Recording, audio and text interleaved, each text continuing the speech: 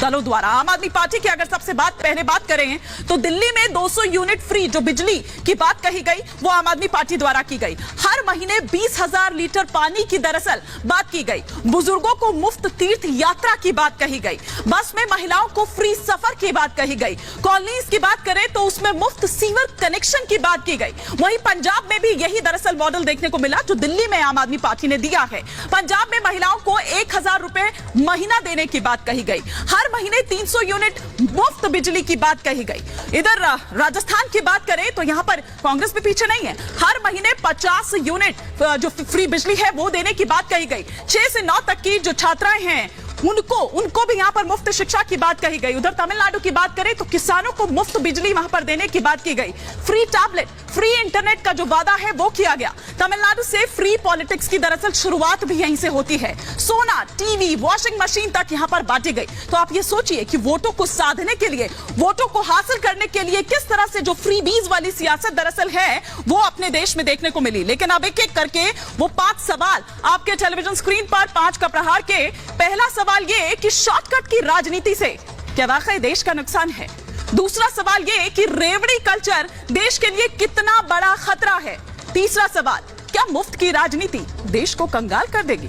चौथा सवाल ये कि रेवड़ी कल्चर वाले क्या करदाताओं के दुश्मन हैं। पांचवा और अंतिम सवाल ये कि क्या मुफ्त के वादों की राजनीति बंद होनी चाहिए। तमाम सवाल होंगे, कई खास मेहमान होंगे, लेकिन पहले आपको दिखाते हैं एक रिपोर्ट।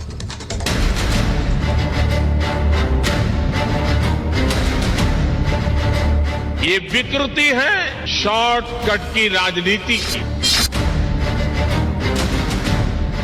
ये विकृति है राजनीतिक स्वार्थ के लिए देश का पैसा लुटा देने की। मुफ्त वाली सियासत यानी रेवड़ी कल्चर पर पीएम मोदी ने फिर एक बार बड़ा प्रहार किया। मौका महाराष्ट्र के नागपुर में विकास परियोजनाओं के उद्घाटन का था, जहां प्रधानमंत्री ने बिना किसी पार्टी या नेता का नाम लिए बगैर रेवड़ी कल्चर पर सवाल उठाया। साथ ही शॉर्टकट की राजनीति के खिलाफ युद्ध का ऐलान कर इसे टैक्स देने वालों पर बोझ से जोड़ दिया। ये विकृति है शॉर्टकट की राजनीति की। ये विकृति है राजनीतिक स्वार्थ के लिए देश का पैसा लुटा देने की। ये विकृति है करदाताओं की गाढ़ी कमाई को लुटा देने की। शॉर्टकट अपनाने वाले ये राजनीतिक दल, ये राजनीतिक नेता देश के हर करदाता के सबसे बड़े दुश्मन है। प्रधानमंत्री मोदी ने नाम तो किसी का नहीं लिया, लेकिन इशारा सीधा आम आदमी पार्टी की ओर था, क्योंकि आम आदमी पार्टी ही रेवड़ी कल्चर वाली सियासत की अगुवाई कर रही है। फ्री बिजली, फ्री पानी जैसी योजनाओं का वादा कर अरविंद केजरीवाल हर चुनाव में वोटर्स को साधने की कोशिश करते हैं।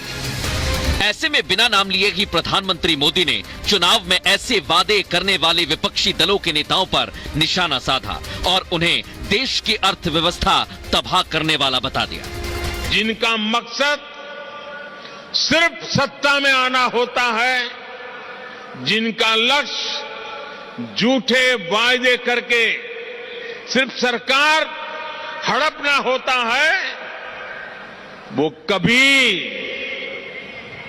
देश नहीं बना सकते।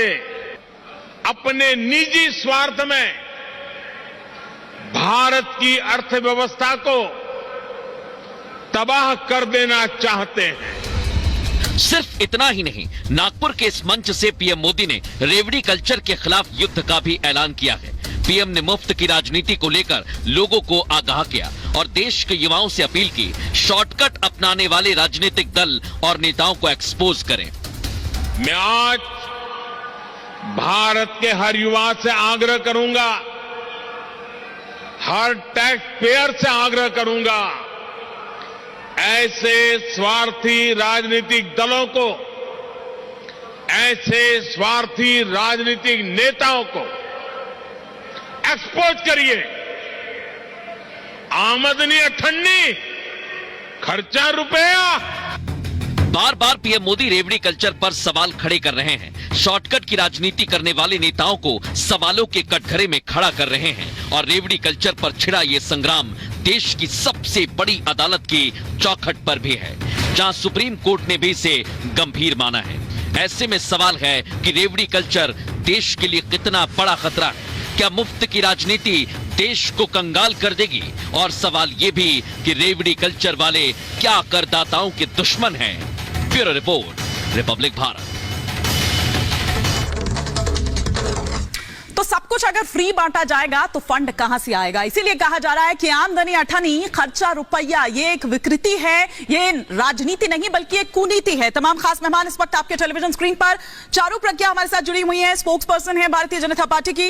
इनके अलावा शिवम त्यागी हमारे साथ जुड़े हुए हैं, साथ ही साथ अवधेश कुमार जी हमारे साथ हैं, वरिष्ठ पत्रकार हैं, यहां नोएडा स्टूडियो में हैं। संजय मिश्र जी लीडर हैं आम आदमी पार्टी के, इस वक्त हमारे साथ जुड़े हुए हैं। किशोर तिवारी पॉलिटिकल एनालिस्ट हैं, इस वक्त हमारे साथ जुड़े हुए हैं। अजय अरोड़ा भी हमारे साथ जुड़े हुए हैं जो कि कांग्रेस का पक्ष रखेंगे। सबसे पहले संजय मिश्रा जी, आप ही से शुरुआत में करती हूं कि भले ही नाम ना लिया हो लेकिन समझ आ रहा है कि ये फ्रीबीज वाली अगर सियासत की बात कर रहे हैं और कुनीति विकृति की बात कर रहे हैं तो दरअसल इशारा किसकी तरफ है?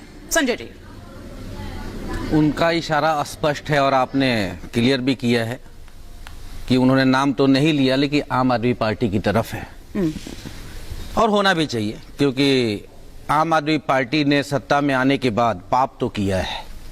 वो सबसे बड़ा पाप किया कि पंजाब में जब आम आदमी पार्टी की सरकार बनी तब देश की जनता को मालूम पड़ा कि जिस राज्य में कांग्रेस, भाजपा, अकाली दल इतने सालों से शासन करते आ रहे हैं, वहां का एक व्यक्ति, एक विधायक यदि 8 बार विधायक बन जाए तो 8 बार का पेंशन लेता है।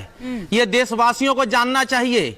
भाजपा और कांग्रेस दोनों की राजनीति, जनता को कुछ नहीं मिलनी चाहिए। अरविंद केजरीवाल ने आने के बाद उसको खत्म करके जनता को हक के रूप में बना करके सिर्फ एक आदमी को 200 यूनिट देने की बात करते हैं। जनता को 200 यूनिट, जनता को उसे आज भारतीय जनता रोजगार दीजिए ना, आप सक्षम बनाइए। रेवड़ी कहती है, आप तो पंगु बना रहे हैं इस तरह आज से करके। रेवड़ी कहती है। हाँ, नहीं आप करिए जनता के लिए। भाजपा की, आपके भाजपा का छत्तीसगढ़ का एक मुख्यमंत्री चावल बाबा के नाम से प्रसिद्ध हो गए थे। क्यों? 1 रुपये किलो दे करके। यही बात है ना? तब वो रेवड़ी नहीं था। नहीं, हिमानी बना रहे थे? ठीक है। चारू जी वो जो मुफ्त अनाज और तमाम जो स्कीम्स आपकी है, क्या वो फ्रीबीज से अलग है? दरअसल इनका ये सवाल आपसे है कि फिर इतनी दिक्कत क्यों हो रही है, क्योंकि आप भी तो वही कर रहे हैं। मैं यही इनको समझाने की कोशिश कर रही थी। जी देखिए हिमानी जी, एक बहुत ही स्पष्ट फर्क है फ्रीबीज बांटने में और जनता की बेसिक जरूरतें पूरी करने में। बेसिक जरूरतें पूरी करना हर सरकार का एक धर्म होता है, काम है हमारा। तो जो लोग अपने खाने के लिए अनाज भी नहीं खरीद सकते, क्या उनको खाना बांटना आपको फ्रीबीज लगता है या सरकार की सबसे पहली जिम्मेदारी लगता है? मुझे लगता है विपक्षी लोग समझ नहीं पाते। देखिए जब आप ये बोलेंगे कि सब लोग, एक मिनट में आपके हिमानी